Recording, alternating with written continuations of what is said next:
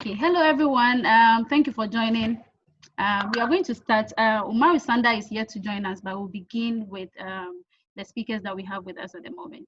So thank you once again for joining. My name is Stella Dali Tete. I'm a freelance journalist. I also work in advocacy.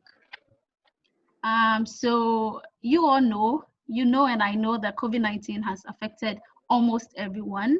From the beginning of the pandemic, we saw that a lot of people were losing their jobs. And so the COVID-19 affected companies, industries, and institutions. The media happened to be one of those institutions. So the purpose of this webinar is that at the end of the day, you're able to interact with experts in the field of journalism so that you learn a thing or two from them, and then hopefully you don't put your career on a standstill due to COVID-19. So once again, thank you for joining. So let me introduce everyone before we start. Sanda, hi, Umaru Sanda, thank you for joining. So Umaru Sanda is a broadcast journalist from Ghana. He works with one of Ghana's reputable media organizations, TV. Hi. So Sanda, thank you for joining. We have Shola Lawal from Nigeria. She is a freelance journalist and a filmmaker with bylines in Al Jazeera, Guardian, the New York Times, what have you. And we have Hamna Iqbal from Pakistan. She is also a freelance journalist. Until recently, she was working with ARY News, and she was also a contributor with the Pioneer Post. So thank you all for joining. It's such an honor to have you speak with all of us. If you just joined, you're welcome, and thank you for joining. So as I said earlier, the purpose of this webinar is that you interact with experts in the field of journalism so that some of your questions will be answered and you do not put your career on a hold due to COVID-19. So we'll begin with Shola because she has a meeting after this, and so we want to finish with her so that she can get back to her meetings. Shola, from the beginning of the pandemic, we all imagined that would be difficult for freelance journalists. You tell us, how do you as a freelance journalist ensure that your work or the work that you do remains relevant, especially during these times? I was responding to the question about how I survived as a freelancer during the lockdown. Like as I was saying, when I came into Nigeria, I was quite worried about my situation. But what I quickly realized was that reporters who could not make it down to Nigeria, that's foreign correspondents, were quite in need of somebody on the ground. So I was getting a lot of requests. Now the problem also was that I couldn't navigate, like I couldn't go around physically. So what I tried to do was use WhatsApp a lot, which is why I'm using WhatsApp right now. Actually, WhatsApp has proved to be like the most useful tool that I have used for my reporting during the lockdown. I also actually reported a story, or maybe several more actually. I reported a story from Oman with WhatsApp. I've done several reports from not with even outside Nigeria with WhatsApp. So it's proved quite useful. That's one thing. And another thing is just following a lot of editors and just kind of like engaging with them to know what they want. So sometimes I'll reach out and say, what do you want right now? Like, what do you need right now? And a lot of editors I find are looking for how COVID-19 is impacting communities. So they want a lot of things. In fact, you realize that so many publications now have like a COVID-19 bar when you go to their website. So they want to put something on that. And so it was really important for me to kind of like just look at how the different ways that COVID-19 has affected the different sectors, the different parts of our life, even everyday life, and because I obviously I focus on human rights and women and girls, it was quite easy for me to just go back and see how COVID-19 was affecting women. And one of the stories that I have actually just finished is how COVID-19 is affecting how women can access sexual and reproductive health care, especially in northern Nigeria, where a lot of people are poor and sexual and reproductive health care is not necessarily on top of their priority list. So those are some of the ways that I've actually had to think, not necessarily thinking outside the box, really. Just because it's such an unprecedented event, this whole pandemic thing, I think people are quite, even till now, editors are quite interested in how it's continuing to impact communities, and they can't come here, so that's a plus. So yeah, I think it's a great time to be a freelance journalist for real. Yes, so as I said earlier, a lot of journalists started losing their jobs due to COVID-19, due to the impact of COVID-19. So please speak to us. How do you ensure that you keep your job, especially during this time and even post-COVID? When COVID-19, when the pandemic happened, there was a lockdown in Pakistan, and I worked for a reputable news channel's digital wing. So we were all, told to work from home. And initially, it was very difficult because I am one of those people who find it difficult if I'm not in that physical space. But then with time, I think what I started doing was that I started innovating and I started to make myself available. I think what is important is that you also try to do stories that are particularly not from the beat that you usually do. Like I am a culture journalist, but during the COVID-19 era, I became really interested after reading, stories in AJ about about Pakistani students stuck in China, and then I think COVID-19 also allowed journalists like me who do a 9 to 5 to get some time on hands and to be able to do stories apart from the ones that I was already doing. So through that, I was able to contact some Pakistani students in China through social media platforms like Twitter, Instagram, and WhatsApp, and I was able to get their interviews. So I thought that a lot of international publications during that time were looking for local journalists, who had those contacts and who would be able to reach out to people that international publications might not be directly. So what you did was that you made yourself available and you moved from your space to doing other stories that you thought would matter to the times that we were in. But can you throw more light on how you were able to, move away from your comfort zone, to doing stories that are different from the things that you usually would do? Okay, so as far as I am concerned, although I am a culture journalist, but I do stories on social enterprises and human rights issues. So for me, it was not moving out of my comfort zone. It was an area that I was interested in, but that I wanted to explore more. And I think that time kind of allowed me to do that. So it wasn't as difficult for me as it might be for someone, who's completely new to another beat. So what I would say. Oh, can you unmute yourself? Yeah, sure. Okay.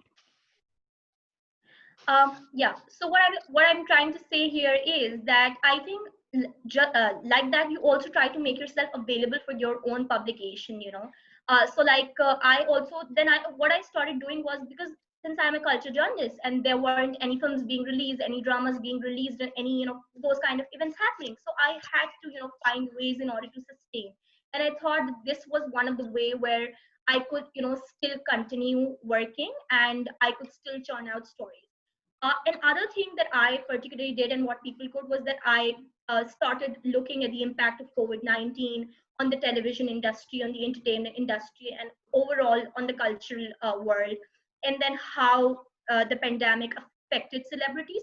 So I tried to see that the beat that I currently do, how can I find a link of stories between the COVID-19 and the beat that I do. Okay, so let's be honest.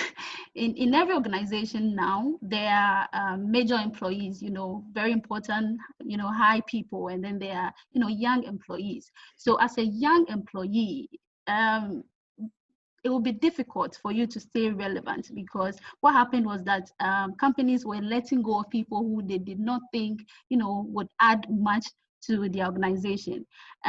If you are that young employee, what would you do or what should you do? Okay, so luckily I was in a position where my organization did not do any major cut downs or anything of that sort, but if I was in that position, what I would do is that I would try to find freelance opportunities. Just as I said that there were a lot of publications at that time who were looking for local journalists who could penetrate in those areas where international journalists might not be able to, due to the social distancing rules and the travel restrictions that happened due to the pandemic. So first thing first, like there were freelance opportunities, and then what I also found was that there were a lot of courses that were being offered online, be it on Coursera, on IJNet, or through a lot of other platforms that I did also take. I did take up some courses, in order to improve on skills that I did not previously had, and in order to improve on skills that I thought I wasn't really good at. So freelancing is one thing. I understand that a lot of people who do full-time jobs as a full-time journalist might not be able to freelance because there are certain restrictions on you. I was luckily able to do that. But apart from that, I think, if you have an editor whom you can go to with new pitches and new stories, because there was when the pandemic happened, there was scope for a lot of new stories that young journalists out there could do, and that's what I tried to do during that time. So for young journalists who unfortunately lost their jobs during this time, what would be your advice to them? My advice to them is that even if you cannot like really freelance, you should try to develop new skills, and you should try to look for platforms that it doesn't take you like it doesn't require any cost or money to go out on those platforms. Like I saw a lot of people doing Instagram live sessions. You could do it like with your friends, with celebrities, with influencers, with entrepreneurs, with people with people who were impacted by the pandemic. And then you could also maybe venture into podcasts. You could like maybe start a blog or something. You can even launch a YouTube channel. I think because these are all kind of free resources out there where young journalists can put them out themselves out there. Because honestly, I think that sitting idle and not doing anything might not help in that position, as compared to if you really put yourself out there for people, and you might just get noticed, and you might also be able to build an audience over that time. Because when the pandemic happened, a lot of people were home, and they were actually reading a lot of online articles. They were viewing all of those YouTube videos and stuff. So I think that kind of created that opportunity for young journalists. Great. If you have any questions, you can use the chat option to ask your questions. But Hamna, you can be on the standby as we speak to Umaru Sanda. Hi, Sanda. You are a local journalist. You are actually from Ghana, and there are lots of Africans joining this webinar, so you can relate to the plight of the young African journalists. In Ghana, for instance, there are young people who during this time will be, applying for internships, conferences, trainees, and what have you. There are also, journalists working with media organizations on national service and would be hoping that their contracts are, extended or they are retained. But that option may no longer, be available for these journalists. What would be your advice for them? Do you think that there are still opportunities? And what are those opportunities? I mean, regardless of COVID-19. Thank you for having me. I think it's a point you've really made, which is relevant and worth talking about. Lots of interns wanting to come in, national service people. I started work as a national service person, and I must say that this month is actually the 10th anniversary of my entry into my media organization as a national service person. I remember coming for a job interview and so on. Now, what happens in Ghana is that it's a mandatory thing for you to observe the national service, the annual national service. You could apply to an organization and work as a private person for the state, and the state is paid by your employer. Now, a lot of people find jobs through that, and of course, journalism students are no exception. There are people who come through internship, and these are either 1 month or 2 months, either paid or unpaid internships. And these are smart ways of learning the job from senior people you may meet in the newsroom and so on. So that is one thing that people would want to go through. There are other ways of going for a fellowship, applying for a fellowship, going to have practical hands-on learning. That's another option that people would deploy. But unfortunately, COVID just struck and everything went down. So you can't travel, Even presidents don't leave their countries anymore, how much less a student who is hoping to go and intern somewhere or go and fellowship. Indeed, for organizations, they've had to restructure and send a lot of people home, including my own organization. People who are doing national service may be asked to go home. And I know the same thing is happening in other places where people who are interns are having been told to go home because even employees are not getting a space. How much less, for want of a better word, interns and national service people. But you see, hope is not supposed to be lost. For me, I see COVID as a challenge of our time and a challenge of our job and our professions. So if people are coming up with innovative ways to deal with COVID-19, journalism students should be doing the same thing too. Indeed, as journalists, we are trained to be challengers of authority. If you can challenge authority and you can't challenge your own mind, then there's a problem, there's a shortcoming. And so that's where I think that we should start working it from. If you're a student journalist and your school has gone on vacation since March and you do not have an indication when school is supposed to resume, and all you do is to stay home and just chill it out and enjoy, watch movies, then you're not a serious student journalist. At least COVID has suspended everything, but COVID has not suspended online. I mean, the fact that people are able to have virtual conferences, virtual seminars, virtual meetings, and are able to have virtual lectures means that you can use the virtual space for everything pretty much. I'm happy that Hamna has talked about using Instagram Live and all of these things. These are tools that you can use. But have you considered blogging, for instance? You're either a blogger or a vlogger. These are all things you can do. In fact, you could just get your mobile phone every day during the lockdown of COVID-19. You film from the window and put it up on your blog. That could just be your thing. You would find that over time you have a trend. So from the day one of the lockdown imposition, how things are looking on the streets in front of your house, all the way to now that things are easing up. You'll notice that things were up there, they just cut off in March, and then they were flat. And then maybe from July and August, you realize a rise in activities. Just having your video as in your smartphone and just filming at least 1 minute or even 10 minutes a day, you would be shocked what data you would have gathered and just share it with your audience. Or just write about your experience under lockdown. I mean, this is the first time in my life that I'm having to live in lockdown. And I'm sure it's the same for everybody else.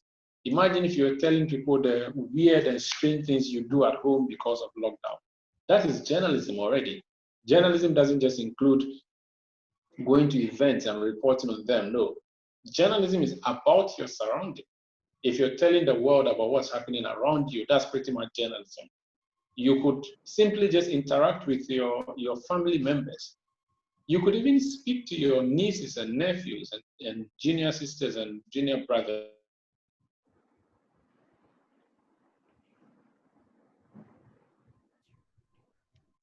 Hello, Sanda. I think we are losing you. These are options that you could easily deploy. So blogging should be very key. Now, social media is pretty much journalism now.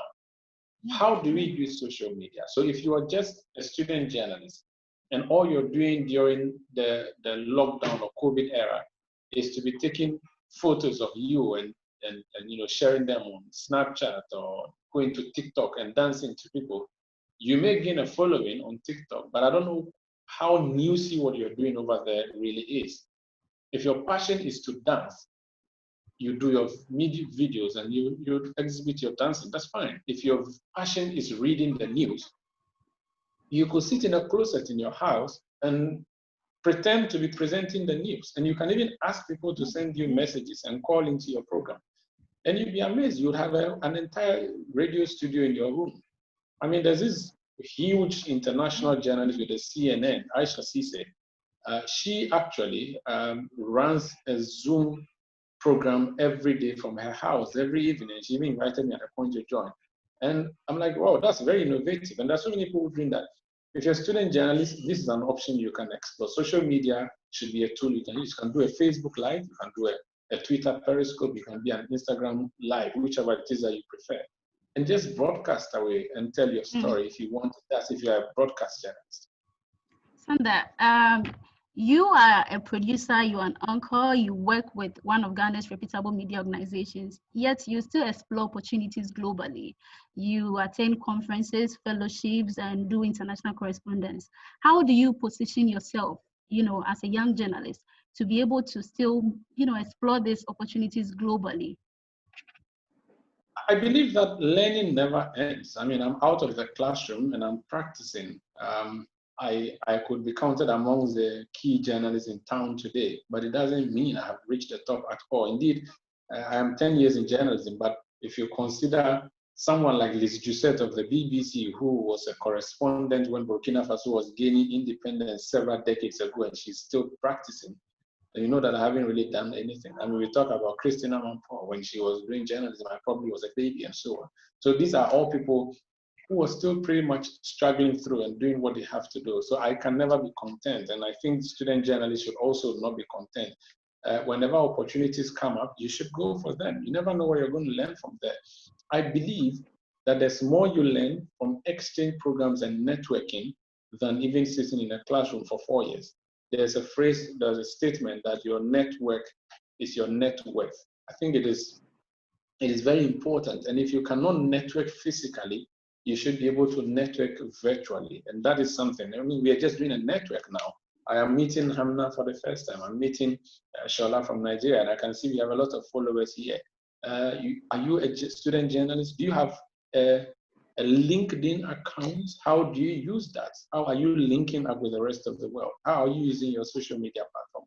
If you can't do it a physical seminar, a physical conference where you have to fly abroad, at least you get to do that virtually. I have learned so much traveling than I have done staying at home. And this traveling includes both domestically, regionally, and internationally. Okay, so let me remind you, everyone, if you have questions, use the chat option to ask your questions. So let me also add to what Umaru Sanda just said.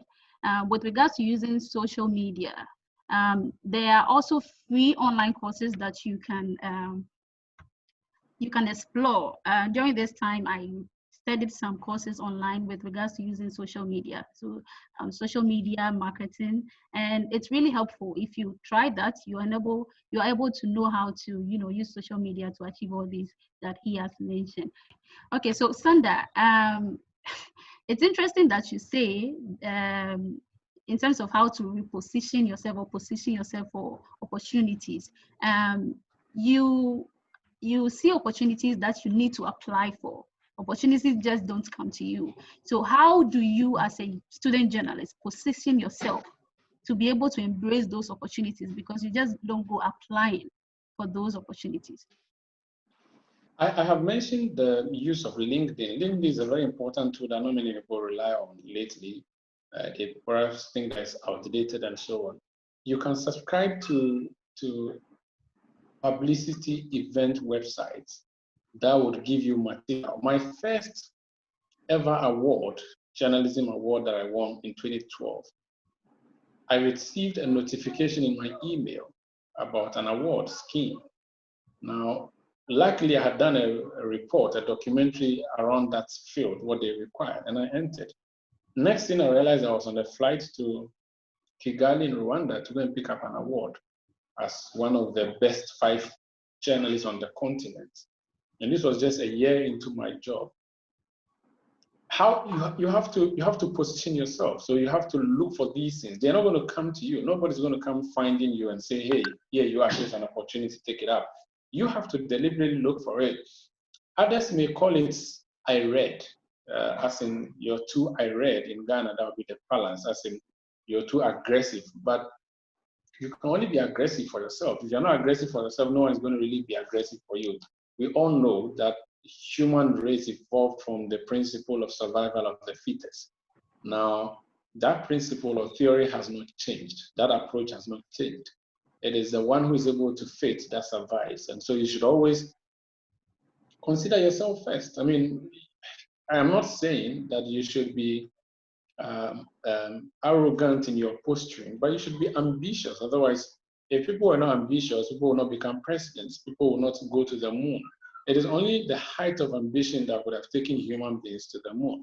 Now, if people are mocking you for being overly interested in opportunities, just disregard them, because they have no idea what network you're going to get, what network you're going to build. I mean, Stanley, I have read your article that you produced after visiting the United Kingdom. That opportunity of meeting all those people across the globe is not something you should be underestimating at all. I got an opportunity to go to the United States for a fellowship. And as we speak, I can confidently say that I have journalist friends in at least 40 countries in the world. And if at any point I need a story in Pakistan, if I need a story in India, I need a story in Ethiopia, I need a story in Guyana, I have a journalist in Guyana who is going to be able to assist me. If, for instance, there's a breaking news story in Haiti as we speak, because of an opportunity of a fellowship that I attended, I have a colleague who is in Haiti that I can hit up. I can send a message to my colleague in Amman and say, hey, I've heard that there's this story there. Could you help me check on it? That's a great opportunity that you can never get sitting down and folding your arms and sitting in your office and pretending to be a good boy or a good girl and just doing what your editor says. So opportunities abound, but you have to go look for them. And I've said that you should follow people who matter. It's okay to follow celebrities if you're a celebrity reporter or a celebrity blogger and so on. But if you're a news person, you love news, follow newsmakers and watch the things they tweet. I mean, if you're a student journalist, and I'm about to speak to student journalists, if you're a student journalist as we speak, you do not have a Twitter account, you're not on Twitter, then you're not serious journalist at all. I mean, if you're a journalism of student or student journalism and a student journalist and you are on TikTok and you're on Instagram and you're on Snapchat, I have no disrespect for those platforms. I am on those platforms, but you are not on Twitter. You do not have a working blog. You do not have a YouTube channel which you can easily create by virtue of the fact that you have a Gmail account. Then there's a bigger problem that you should be considering. And these are things that you should easily be able to work. Developing a YouTube channel or creating one shouldn't be a problem at all. It should be easy. Now that should give you a heads up. Let me tell you a story. When I applied to work where I work now for national service in 2010, we were over 30 people who applied for the job. Only 3 people were chosen. I was among the 3. The reason I was chosen, according to the chairman of the panel, was because I had a blog. And he opened the blog right there and then during the interview session and asked me questions about things I have blogged about. Now that's an added advantage that you cannot get from anywhere. It wasn't because I looked extra handsome. It wasn't because perhaps I was extra smart. Maybe we're all smart at the same level. But at a point, they needed a divider of the tie. And for me, the blog was my divider or my decider. Thank you so much, Umaru Sanda. I can, and I'm sure most of us can relate to everything that you just said. Hamna, I have a few questions for you because we cannot connect to Shola. You are also a freelance journalist. So you tell us, how do you explore freelancing opportunities? Until recently, I was working full-time at a reputable news channel like 2 weeks ago, but now I am a freelance journalist. So it initially started with, right after I graduated, I got a job at a reputable channel, but it just didn't work out for me. It took a toll on my mental health and I just couldn't adjust over there. And there were reasons for it. So 3 months into the job, I resigned. And I was told at that point in time that I was a fool to do that. And that's how, I started exploring freelance opportunities. So my initial plan was just looking for freelance opportunities, but while I was looking for it, I came across some fellowships and traineeships. So I'm very active on Twitter, and I follow a lot of people who share useful resources. There's this Twitter user by the name of Moments with Bren. He shares a lot of freelance writing opportunities, scholarships, traineeships, fellowships. There are organizations like Freelance Writing Jobs, IJNet, Solutions Journalism Network that I've subscribed to. So I get a lot of opportunities on my email too, if there are any freelance opportunities out there. So that's how I started exploring. And I landed up on the British Council Pakistan page, and there was a fellowship that I applied for. It was basically a traineeship. So I was lucky enough to be selected from Pakistan to report on social enterprises. let's be very honest. At that point in time, I did not know what a social enterprise was. So but I started researching, and the interview went well, and I got selected, and that opened doors of opportunity for me because I was able to go to the UK, be able to train by journalists, and I was able to write for Pioneers Post, which is a social enterprise-based magazine in the UK. I've been associated with them for over a year now, and I contribute to them as a freelance journalist. But just as Umaru said, that Twitter, I think, is very useful. All journalists in this day and age, they should actually have a Twitter account, because you will find platforms like PressPad UK, Journalism Resources, and all of those Twitter um, Twitter IDs that you will find, and they share a lot of freelance opportunities. I mean, obviously, you have to look through them because most of the opportunities, you might not be eligible for, your country might not be eligible for, but there's still so many opportunities for you out there. You also get to know about awards, about scholarships, about traineeships, about journalism courses through pages like these. So for opportunities available for freelance journalists, like I said, this is the time when freelancers are hot cake. Like, you are in a valuable position as a freelancer right now, because the foreign journalists who would normally come down to your country can't do it. So they need you. So you might want to get in touch with some of the foreign correspondents who cover your country but are not in the country right now. And you could just get a job as a fixer. That's also another way. Maybe they won't put your name on the report, but they'll have a little clause below the report saying that you contributed reporting. That's one way to get your feet in the door. So yeah, I think you should explore all your avenues, and remember, go to the websites that you want to write about, see what they're covering, and see how you can pitch stories like that, from your own local communities. So thank you guys so much for listening, and I really apologize for my bad network. I hope this is helpful. Okay, thank you. So you have also been selling stories around your continent. Okay, how do you, as a young journalist, and even for journalists from Africa, what is the secret to becoming a great storyteller? How do you tell that great story? Because this question actually I wanted to ask Shola, because she is an African and she's been telling stories around Africa. But I think you can also answer to that. How do you become that great storyteller?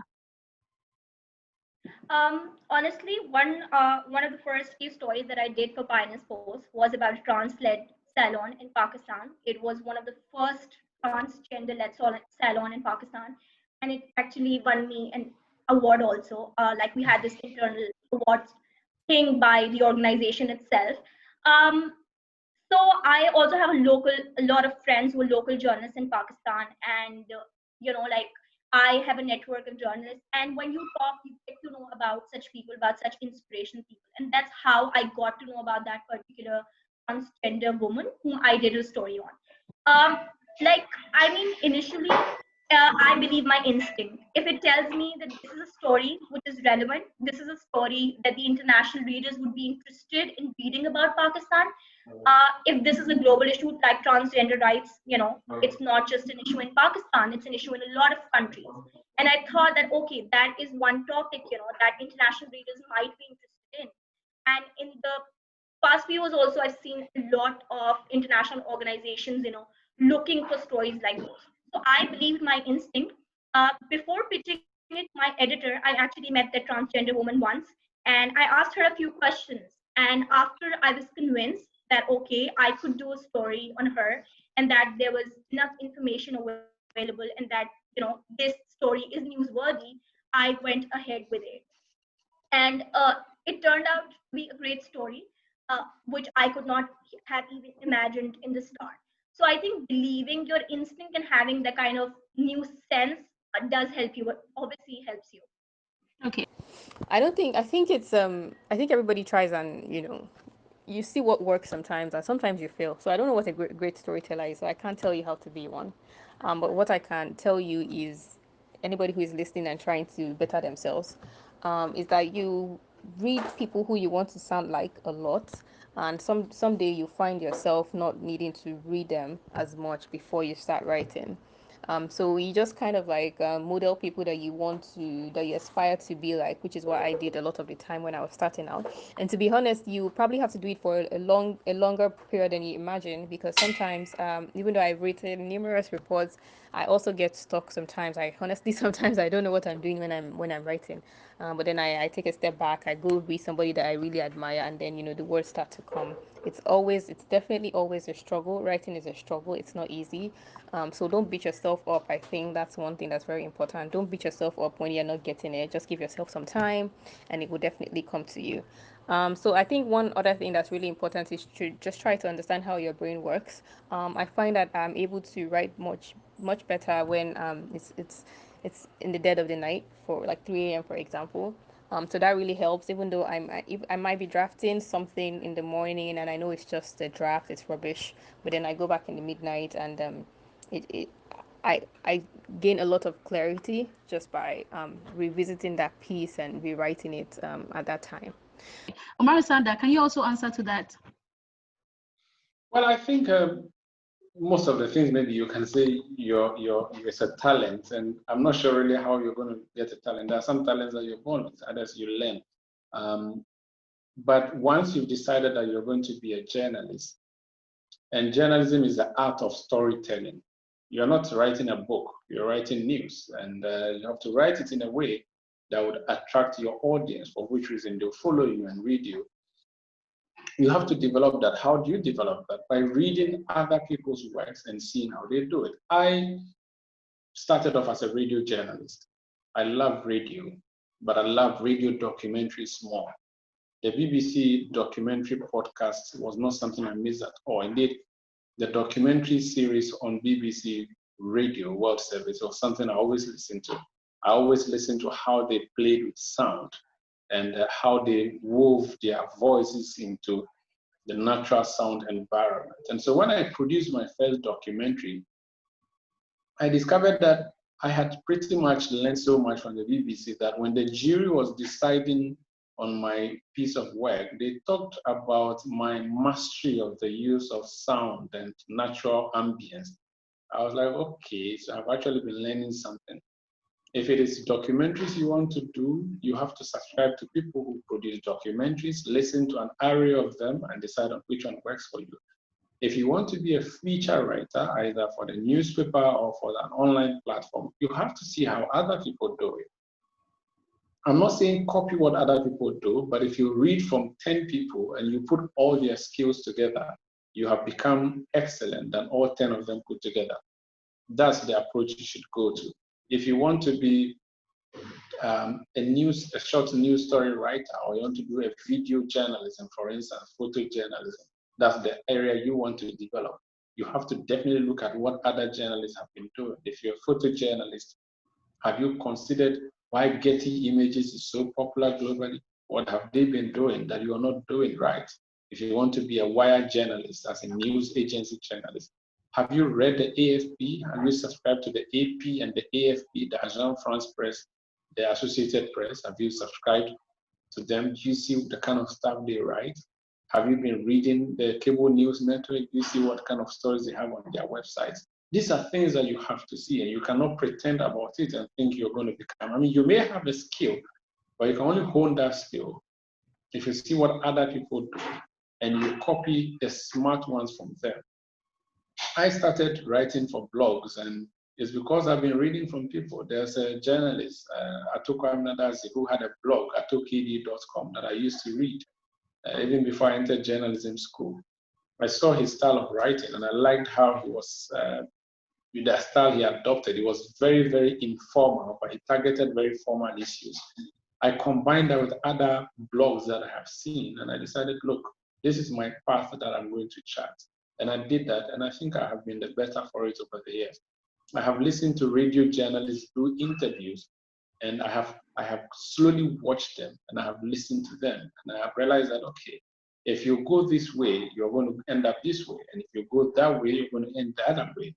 So why don't you fuse all of these skills that you have learned together? And I've said to you already that I've listened to the BBC so much, I could pretty much even tell who is going to present the next bulletin by just hearing the salutation. I know those people because I follow them, and that's a conscious thing that you have to do. I wasn't asked by anybody to do that, but I had to do it. I follow local journalists.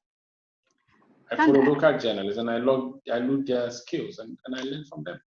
Thank you so much, Sanda. I think that's all that time will allow us. Thank you all for joining, Sanda and Hamna. It's been an honor. Thank you for speaking to us this afternoon. So until the next webinar comes up, I would let you know when the next webinar comes up. But until then, thank you for joining. Take care of yourself, stay safe, and bye-bye.